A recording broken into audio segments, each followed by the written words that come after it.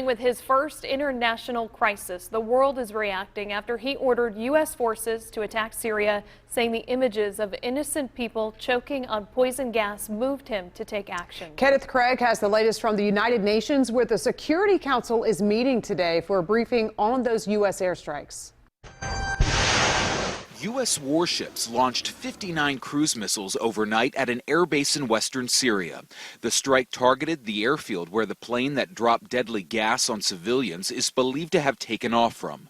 The Pentagon says the attack rendered the airfield unusable and that Syria did not have time to move planes before the missiles hit. President Trump is in Florida for meetings with the Chinese president. Last night, he explained why the strikes were necessary.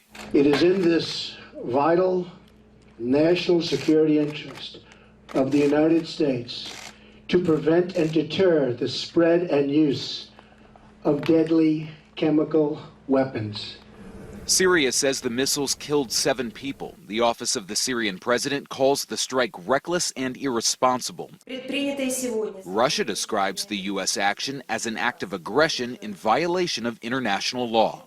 The United Nations Security Council is meeting today to discuss the crisis. The president ordered the strikes without the backing of the UN or prior approval from Congress. Some lawmakers say the president should have consulted with Congress, but Senator Marco Rubio supports the response and wants President Bashar Assad removed from office. He's a war criminal, and he should be brought into international justice. Tuesday's gas attack killed more than 80 Syrian civilians, many of them children. Kenneth Craig, CBS News, New York.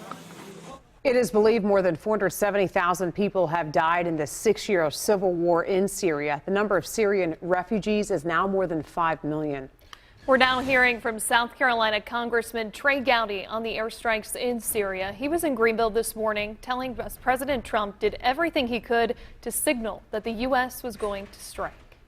And I get the complexity of that region, but that's I think it sends a signal not just to the Middle East, but perhaps to other regions of the world that we're patient, but our patience has some boundaries. And if you hurt children with chemical weapons, there's going to be a response from our country.